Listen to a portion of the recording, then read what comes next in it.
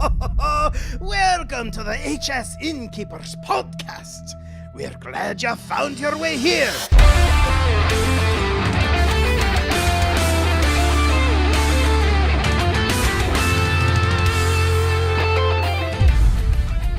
And welcome to the Innkeepers podcast. We are a podcast for innkeepers covering Hearthstone fireside gatherings. With insight and information we hope all of our fellow innkeepers find useful. My name is Avantes from Knoxville, Tennessee. This is Root from Orlando, Florida, and Larry from Halifax, Nova Scotia, Canada is sick tonight, so she won't be with us. Get well, but we Larry. do wish her. I wish both you guys a speedy recovery. I mean, man, you're hanging in there. It's this funk going around. It's got us bad around this time of year. I've been doing this a while, and as they say, the show must go on. Show must go on. So, hey, coming up in this show, in episode number 20 of the Innkeepers podcast, we've got our usual roundup of news, shares, and spotlights, and we're going to dive into how to actually listen to your tavern. And don't forget, for all of your Hearthstone Innkeeper needs, the official Blizzard site is firesidegatherings.com, and our community resource website can be found at hsinnkeepers.com. That's right. And we have a little bit of news for you guys this week. Approximately, 7 hours ago? 6 hours ago? Nerfs went live. All those cards we talked about last week are rest in pieces patches. You are no longer in charge.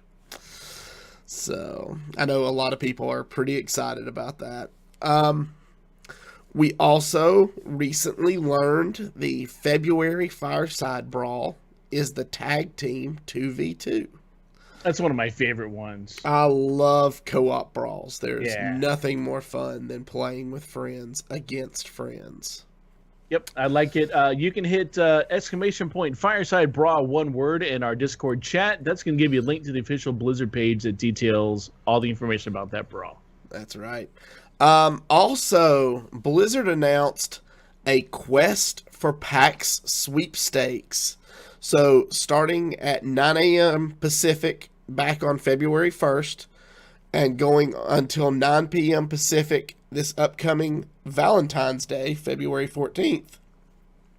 Every quest you complete will earn one entry to win. The prizes are 3,000 Hearthstone packs is the grand prize. They're also giving away the Lich King's helmet, which they just happened to find in a desk drawer after his internship. They're also giving away some Hearthstone swag in, t-shirts, caps, and pins. Now, there was a recent change to the grand prize. In addition to 3,000 Hearthstone packs, they'll also be giving away $1,200 US. Now, there was a lot of speculation amongst the Hearthstone community that the reason for this addition is to cover the taxes that'll be owed on the $3,000 in packs. What do you think about that, Root? It's got to be. It's kind of an offset. I mean, it just depends. There's also, you got to look at the stuff like the Lich King's helmet. If you've got to import that, I know it gets kind of wonky sending stuff to Canada and sending stuff overseas. I don't know. Maybe it is a nice way to offset the taxes and any kind of prize claims you may have, or prize taxes you might have to pay. So, works for me. So there's that. Also, today, a few hours ago, they announced that Wildfest is coming. So February 19th through March the 11th. And I love this. I'm a huge, huge fan of the Wild format. But Arena Draft will offer cards that are exclusive to Wild. So you'll be able to do Wild Arena Drafts. Also, there will be 2 Tavern Brawls celebrating Wild that you can partake in over the course of Wildfest. You'll have Venture into the Wild and the Wild Brawlism. Brasileum, that's it. Yeah. Brawlism, yeah. I like yours better. It sounded yeah. Leary has set up another command in there. It's exclamation point Wildfest in chat. That's going to give you a link to the announcement article that you can read that. One of the things to remember is this is good to share. The quest, the sweepstake quest is going on. This Wildfest. This is cool stuff to share with your patrons in your tavern, to pass them along that information. Some people just don't read news. They just want to come in and play the game, but don't skip anything on the intro screen. So by you sharing information with your tavern, it spreads the message, gives everybody a chance to experience Hearthstone in different formats, and it also kind of makes you look good. So that's right. Yeah. So make sure you're letting your patrons know. So Wildfest and the quest for sweepstakes are what you just talked about. All right. So reminders. Last date to schedule a Season 1 Tavern Hero qualifier is February the 22nd. It's not that far out. So it's 2 weeks from this away. Thursday. Yeah. So make sure you get those. The last day to host is Sunday, March the 4th. So if you're running an event on Sunday, March the 4th, you have to have it scheduled by Thursday, February 22nd. Don't say we didn't warn you, because that's it. Yeah. It is coming up. It'll be here before you know it, too. Yeah. So, Root, why don't you tell us about our top share of the week? I would love to. This comes from Zandy out of Chicago, Illinois. They said, hey, all, I have a couple of people ask me about what my leagues that I run between launch events and HCT Cups, so they wanted to share a little mini guide for their leagues. They ask people to get together into groups of 3, or if they don't know anybody, they put them together with other people who need more players. This helps for them, and it helps increase retention for their events. Each week, they have a different rule set. They make up 6 to 8 weeks of new rules every season. That keeps returning players coming back for more and more of this tournament. So the seasons are this. For week 1, only kobolds and catacomb cards. Week 2, only commons and rares plus 2 unique epics per deck, that is.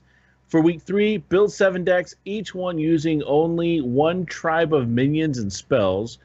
Week 4, they can only play cards like minions and spells that summon another minion upon battle cry or death rattle. Week 5, they can only use spells that cost 3 or less, and minions that cost 5 or more. Week 6 was a tavern brawl, and basically, like, this is taking the whole deck building thing out to a 6-week long seasonal tournament. And I think it's a fantastic idea to keep your patrons engaged and keep people coming back and doing things between their launch parties and their HCT Cups. I loved this idea. Yeah, this is a really cool way to do it. I really like this. You don't always have to have a, whatever tournament you're doing. You can spice it up like this and really mix the two things, like a side event and a tournament together. And I really like what they're doing here. Yeah, see, my community has really kind of shifted over the last year away from competitive and more to a casual wanting to have fun. Like, if I schedule a tournament, I struggle for attendance. But if I'm like, hey, we're going to have some fun, play some games, I have half of Knoxville there. So this is something I really kind of want to think about incorporating and maybe trying to get worked in. But instead of doing it weekly, we do it monthly, and span it out over 6 months and everybody have a good time. And I'll tell you, one time we hosted a wild tournament where everything was just wild, and it was an entirely different atmosphere and environment and vibe that the tavern had. Mm-hmm. More people talked and yelled and hoot and hollered and got up to run to see some crazy combination that just happened. I mean, there was, yeah. And normally, if someone got up to run across to see what somebody else did in the tournament, you'd be like, whoa, no, sit down in your seat. It was perfectly fine, right. And it was a wild time. So it was really cool. It was a lot of fun. Yeah. So that brings us to our new Innkeeper Spotlight, and this week we get to meet Stephanie from Virginia Beach. Hi, Steph. She says, well met. I have been hosting firesides since October 2017. I submitted my first request 2 weeks before Nimsy was announced, and my first gathering was set up the day before she was available. I've hosted a total of 4 fireside gatherings since October and have had 30 to 40 patrons at each event. That's awesome. She says, I began hosting gatherings as a way to bring the Hearthstone community together in my area. I've been playing Hearthstone since beta, and I've been interested in fireside gatherings since they've been announced. I was never lucky to have any hosted near me, so I decided to take matters into my own hands and begin hosting them myself. I'm looking forward to being a part of the Innkeeper community and can't wait to bounce ideas around with all of you. Well, the best place to do that is in the Discord server. Absolutely. So, and you're in the right place. You're absolutely in the right place. And if you don't know how to get to the Discord server, it's pretty easy. We made it easy. We made it bit.ly. So if you go to bit.ly/HS Innkeepers, or if Valerius here, so you say HS Innkeepers, that will take you right over to our Discord server, and you can just start bouncing ideas off of everybody in there. One thing to be careful with, like we just saw in our Twitch chat room, Scott Byte said he's going to be stealing some of Zandy's ideas for that deck building competition. So you have to watch for that. So you can bounce ideas, but make sure sometimes you bounce that idea and someone just keeps it. So, that's right. But it's good. They improve it and bring it back to you. You iterate on that, which that's is right. what it's all about. We all work together. So speaking about working together, I'm going to take us into our main topic here, if you don't mind, Havanti. Have at it. Give your voice a little bit of a rest there. So we as Innkeepers, we all want our patrons, to have a great time, have the best time they can possibly have at our taverns. We want the time that they spend playing Hearthstone to be fun, rewarding, and something they all look forward to. But we also want our taverns to grow, both in number and in size. But how do we accomplish this with, well, what amounts to a great level of diversity in the patrons that come to our taverns? Well, the first thing you can do is ask them. And I know that sounds pretty basic, but you can set up a Google form or SurveyMonkey. You can have a question on your Meetup page if you use Meetup. Every time they RSVP, you can ask them some questions.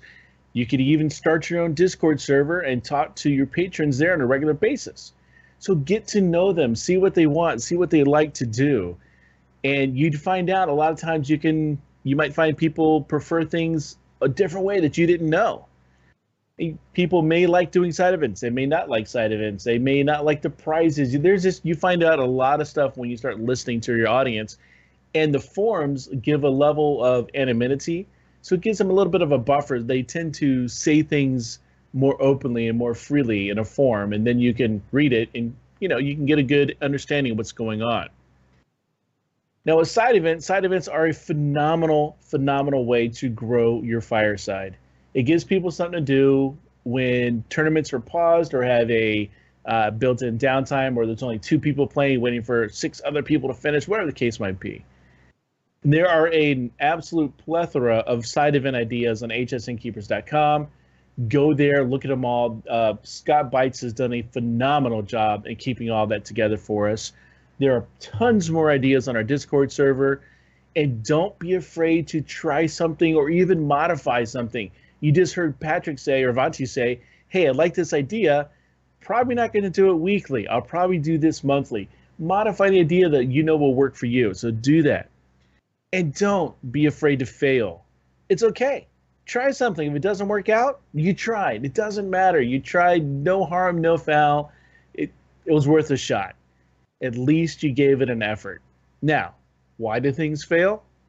We've had some things fail before on us. Usually it's because it's too complicated or it takes just far too long. If you have an event like, I don't know, you ever play Risk, Avantis? Oh, yeah. Many times. So, could you imagine combining Hearthstone and the Risk game together? So instead of rolling dice, now you're going to play a match to determine who wins the area. Yeah, so that gets complicated and can take a long time. I've seen an iteration of this out there, and it didn't work for me. Some things require too many people. You might need 6 or 7 or even 8 people to get something going, and you may not find 6, 7, or 8 people who actually want to do that side event. I was gonna say, didn't our good friend Inca down there in Florida come up with that? He's got a pretty good risk game. It would take all day to play. I want to play it. I've got it. He gave me a copy. I want to play it, but it's something that will take all day to play.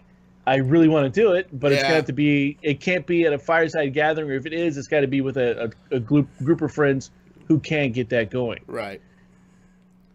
Now, if you recall, it was a couple months ago, the Tavern, the Fireside Brawl was where the innkeeper got to choose the card that got played the copies into everybody's hands. Yes.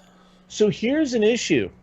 I don't have a lot of cards. I'm one of those innkeepers who loves innkeeping and loves putting on the events, but I am by far not the best Hearthstone player, and by far don't have all the cards. Mm-hmm. So that limited what we could do at our fireside gathering for that fireside brawl, because there are things people are like, oh, do you have this? Yeah, no, don't ask me. So it's like you get what you get. So also there might be some kind of a deck challenge where you're going to eliminate new players who simply don't have the deck or the cards to put in that. So you have to be really conscious about that.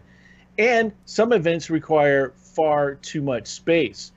I absolutely love, and I both love and I'm scared to death of the Hearthstone dart game that Scott Bites has, which is a phenomenal game, beautifully crafted.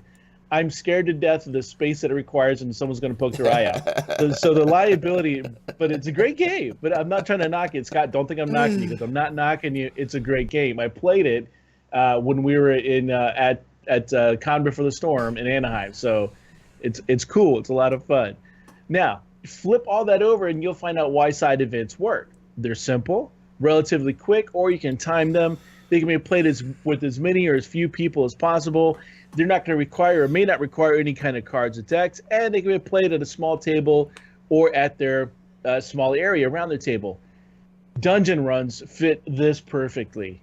This has been something I think has been absolutely phenomenal for side events for Hearthstone gatherings, fireside gatherings, because you don't have to be too crafty. It's built into the game. Do a quick dungeon run, set it 30 minutes.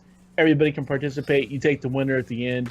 We had a 5-way tie last time we did this. I just gave them all additional raffle tickets, and we drew a winner from that. So let's look at some of the stuff we can actually do for some side events. Just mention the dungeon runs. Those are built in, and those are a lot of fun. Be creative about it. We picked a random class for everybody to play, like you had to play mage. So it was a whole group. We grabbed mage out of a bag. That's what everybody had to run. And we made sure everybody was playing mage, just watch around them, make sure, then that's how we did it. You can play tic-tac-toe. This is one that kind of teeters on the side of taking too long, because now I've got a couple of these little wooden games that you can buy them off of Amazon. They're tic-tac-toe games where you spin the space you want, either X or an O. It starts off blank. But you say, hey, I'm going to go for this square, and then you play a match of Hearthstone, and if you win, you get the square. If you lose, your opponent gets the square. So it brings tic-tac-toe to a whole new level, but it can take some time. So it's one of those that kind of teeters. Deck building is always fun. We had a patron in our Fireside Gathering, Florida Fireside, tell us that they do what's called a full curve deck, which requires one of each cost card. So starting at 0 all the way to 10. Or if you start at 1, it's got to be sequential. 1, 2, 3. You have to have them all in there. Of course, a pauper deck. You could have play restrictions, like no hero power. We have another one that the dude's called rope-a-dope, where if you ever see the rope on your screen, if your opponent ropes you, your opponent automatically has to forfeit the match. Wow. So that is something that can really, if they're starting to set something up and they're doing the math in their head, now it's not the end of that rope. It's if that rope shows up, they forfeited the match. Not the turn, the match. They must concede. So that's interesting. What's happened a couple times is you'll get all your cards played and then the animations start. So now the animations start and the animations aren't finishing and the rope comes out. Well, guess what? You just lost. Yeah. So that's rather interesting. Pictionary is absolutely hilarious. I know Marspad has shared a lot of his Pictionary photos, and I'm like, yeah, I don't know what that is. And someone go, well, it's Malfurion, or okay, that's cool.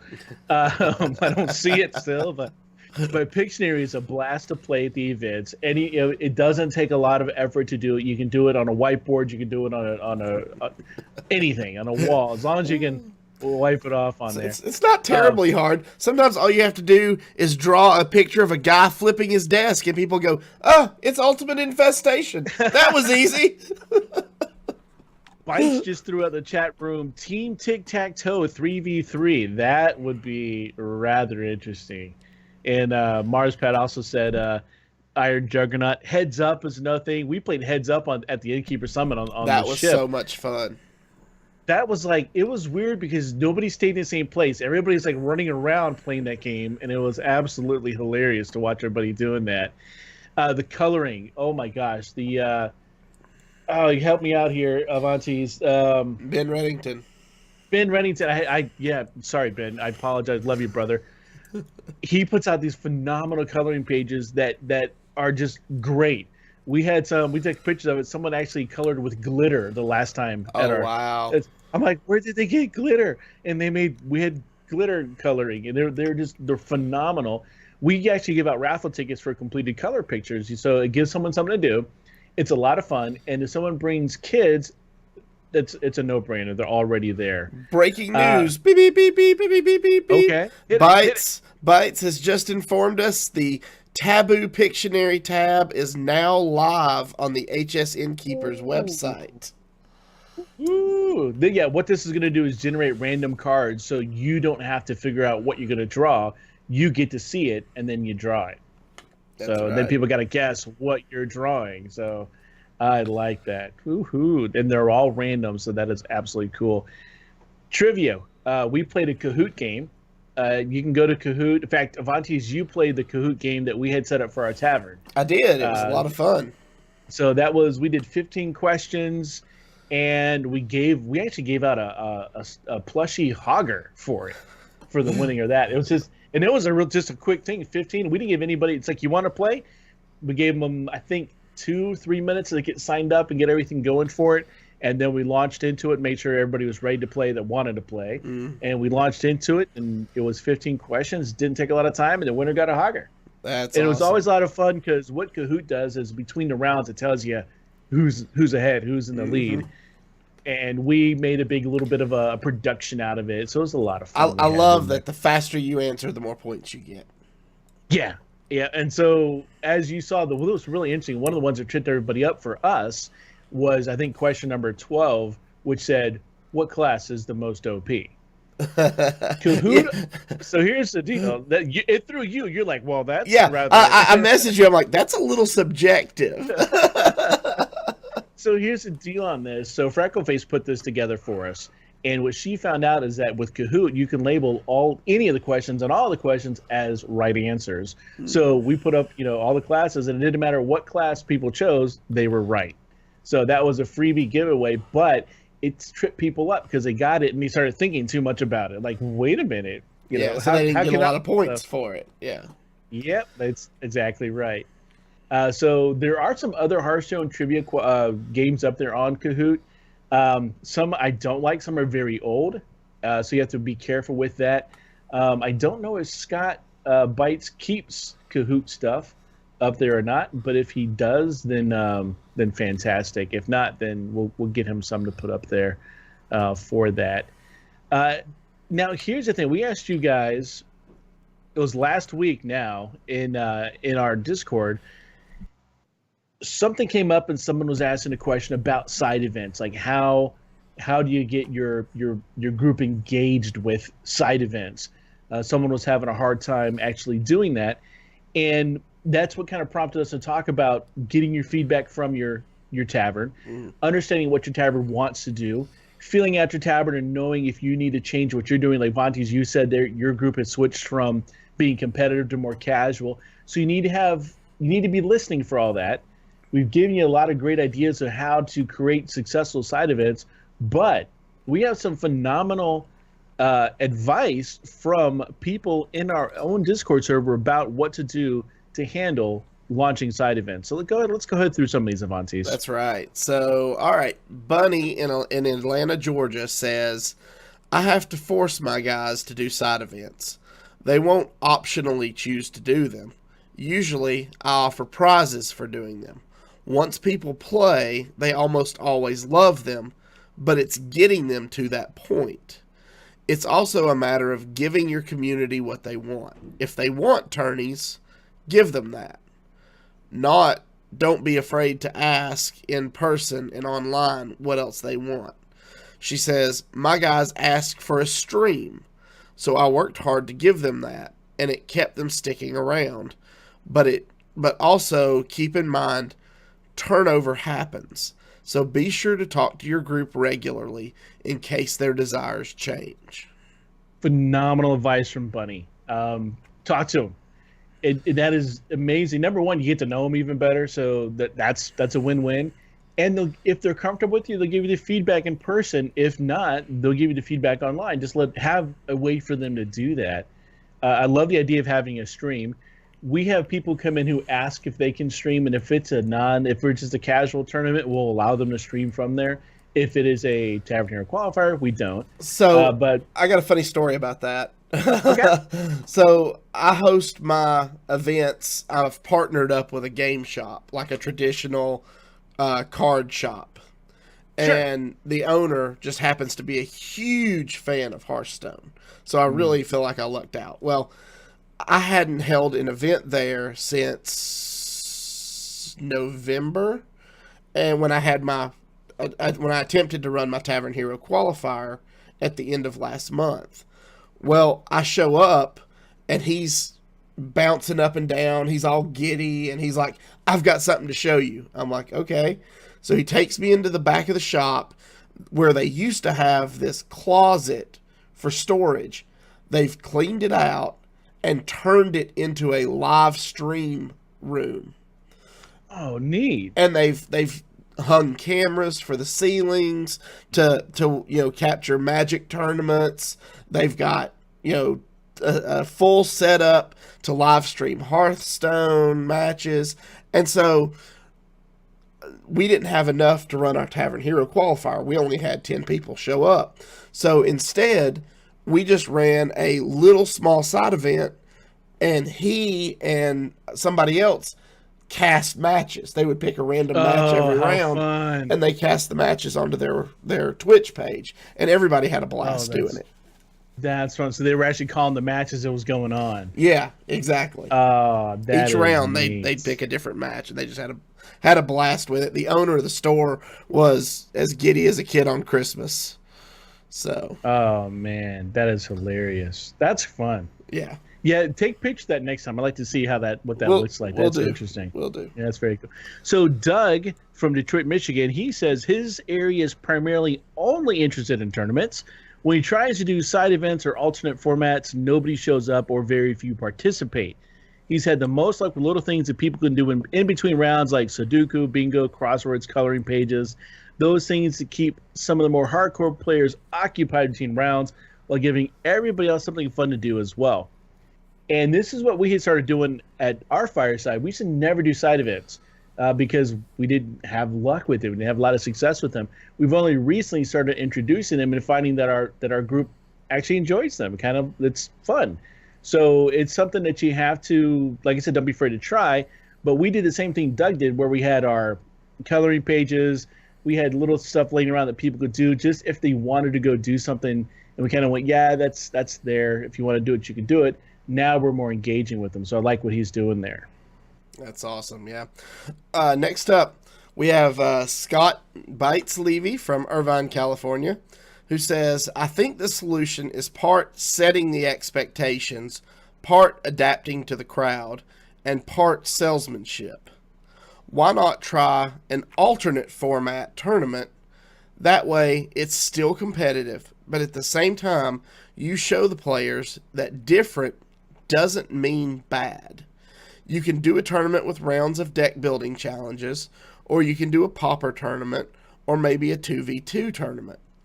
if you make sure to set the expectations ahead of time that XYZ will be the rule set, it should be fine. Now, I want to state, I have run Pauper tournaments at my events before, and people love them. They love being able to do fun things like that. And that's setting the expectation is a huge part of that. If you let them know ahead of time, hey, we're having a tournament, you can only use commons and basics. You need to bring 3 decks of different classes of commons and basics. They're going to have a blast building those decks at home and play testing with their friends before they come out. Yeah, it's always a good thing to see that. And also gives, I think, players, it gets them out of the meta. So it helps them think and remember what cards and how they play, as just opposed to playing what the current meta in the game is. So I think it's more interesting sometimes to have those different rule sets and different limitations of what you can do and how you can play. And we're going to close this out with our good buddy Marspad from Calgary, Canada. He says, only you know what is best for your community. If your patrons are unhappy with the current tournament meta, an alternate format is a perfect solution to keeping the community happy and healthy. Once the next set comes out and the rotation is here, patrons will be less likely interested in our alternate formats and more interested in the new standard meta. So I think next month or two is a great time to explore with your community. He mentions the hsnkeepers.com/resources website for great ideas. If he comes up with it, he also says if Texas Mojo guy comes up with anything unique, to obviously keep us all posted. So these 4 examples, or 5, I'm sorry, examples are 4. There's 4. There were plenty more in the Discord, and that's just the amount of feedback that you can get from the Innkeeper Discord off of saying, hey, I'm having a hard time running side events with my group. Anybody having any advice? It is a phenomenal resource. We say it every week because we love being in there, but just do it. Just get in there and help out. Listen to your tavern. Listen to what they're saying. Provide them a way to give you feedback, and then try stuff. And if it doesn't work, if people don't like doing dungeon runs, or if the Fireside Brawl just didn't work, or a 2VT, whatever it is, if it didn't work, at least you tried. That's right. Exactly. And, it's just, there's so much alternate things you can do out there that, there's no reason everybody can't come up with something that fun. Next month, I'm hosting a 21 and up Hearthstone and Brew at a local tavern. It's called Green's Tavern. And those always seem to have the largest turnout for me. My guys love to come out and hang out into the late hours and, have a cold beer with a friend and play some Hearthstone. And, that's whether your community is casual or competitive, it's all about getting together with friends and having fun and playing this game we all love. It's interesting. We had our Tavern Hero Qualifier a couple weeks ago now, and we saw people and players that we have not seen in years. Probably since our last Tavern Hero Qualifier, when we used to be a little more competitive, and then when Amy left, we kind of backed off a little bit so we could kind of figure out how we did to do the things, because Amy did a ton of stuff for us. And so when Amy crossed over to the dark side, and when we lost her to the gauntlet that is Blizzard, we kind of had to figure some of the stuff out on our own. So we kind of ramped ourselves back up and kind of shied away from some of the THQs. Now that we are, we've got it down pat, and now we are doing THQs, we saw people we haven't seen, but you know what? It was just like you saw them last week. It's just like, hey, what's going on? High fives, hugs, sit down. What do you need? What can we get you? And it was great. And that's one of the things that you don't see that in every game. So I was really happy to have that level of friendship with some of the patrons we've got. So. Yep. Blizzard's snapping up community members left and right. They hired another well-known community member today. You guys may know Trollden from his videos on YouTube. He announced today he will be the new Hearthstone Russian community manager. So congratulations. Very good. To Trollden. That's awesome news. Yep. Blizzard has a tendency to do that. They know where to go fish. That's right. So they always catch the good fish. So yes, they do. All Well, my right. friend, I know it's a little early. It is kind of a short show. We've only been on a half hour or so, but my friend, I think it's okay. You don't sound the best, and I I appreciate your efforts and coming on the show tonight and being here and getting through it. But I think everybody will understand if we do call it a little early tonight. So Okay. Well, then let's wrap this thing up.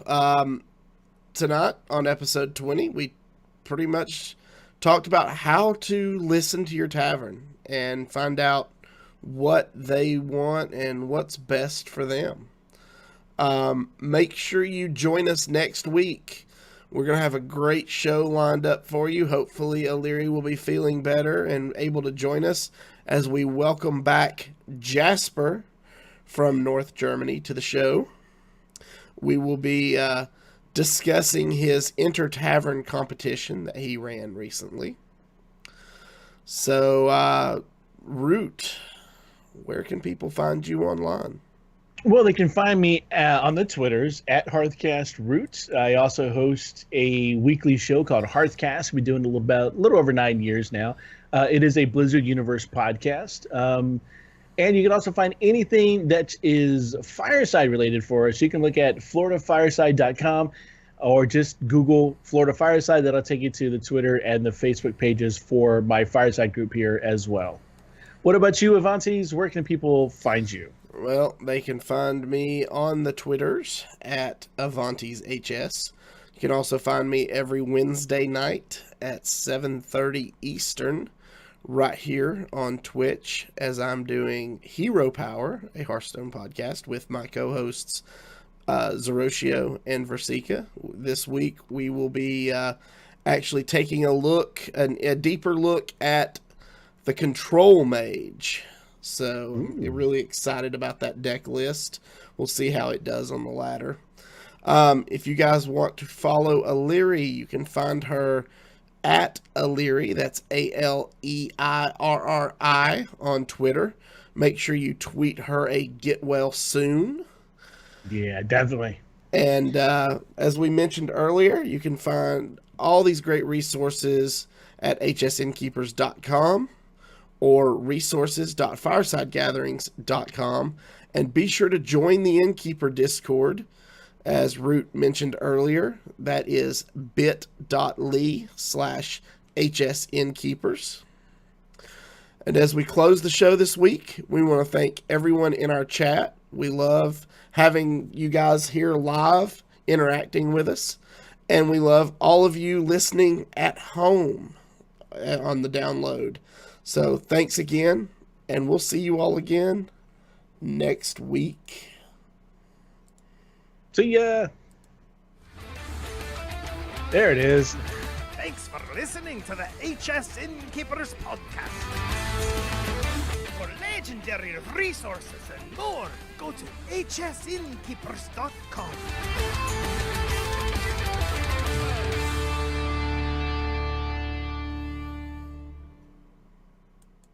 Swinghammer.